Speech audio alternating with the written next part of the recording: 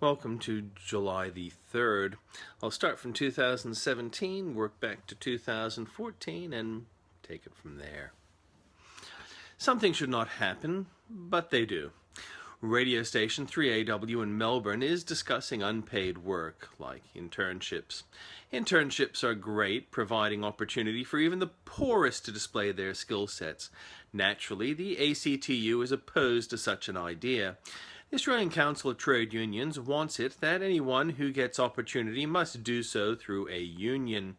Where the ALP aren't in charge, their hangers-on get paid through trade unions. When Conservatives are not in government, their supporters do not get paid or work. Internships are important. Foreign students face a barrier against accessing internships unless they are independently wealthy.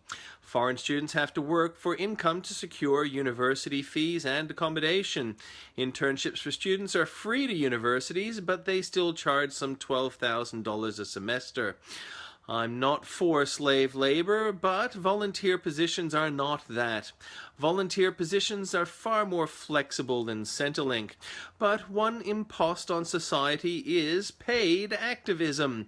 Trade unions do not have enough checks and balances, leading to corruption. In 324, at the Battle of Adrianople, Constantine I defeated Licinius, who fled to Byzantium. 987, Hugh Capet was crowned King of France, the first of the Capetian dynasty that would rule France until the French Revolution 1792.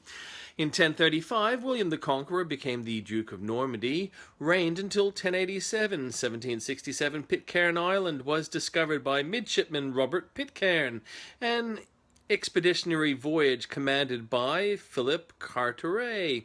1775, American Revolutionary War, George Washington took command of the Continental Army at Cambridge, Massachusetts. 1778, American Revolutionary War, British forces killed 360 people in the Wyoming Valley Massacre. In 1819, the Bank of Savings in New York City, the first savings bank in the United States, opened. 1839, the first state normal school in the United States, the forerunner to today's Framingham State College, opened in Lexington, Massachusetts with 3 students.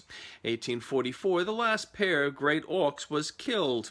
1848, slaves were freed in the Danish West Indies, now U.S. Virgin Islands, by Peter von Scholten in the culmination of a year-long plot by enslaved Africans.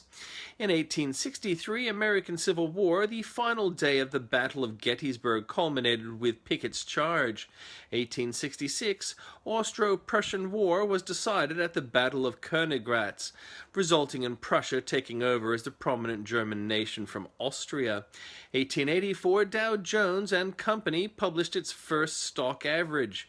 1886, Carl Benz officially unveiled the Benz patent motor wagon, the first purpose-built automobile.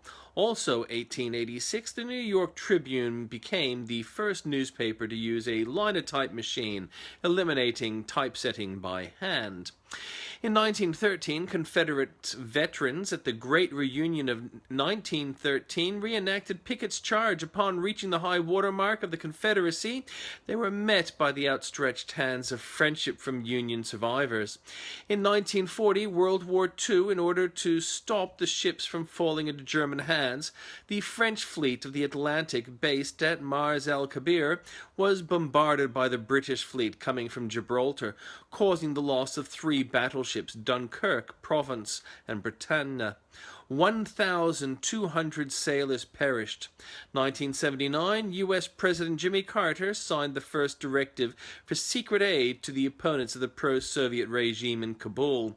2013, Egyptian coup d'etat, President of Egypt Mohamed Morsi was overthrown by the military after 4 days of protests over the country called for Morsi's resignation, to which he didn't respond.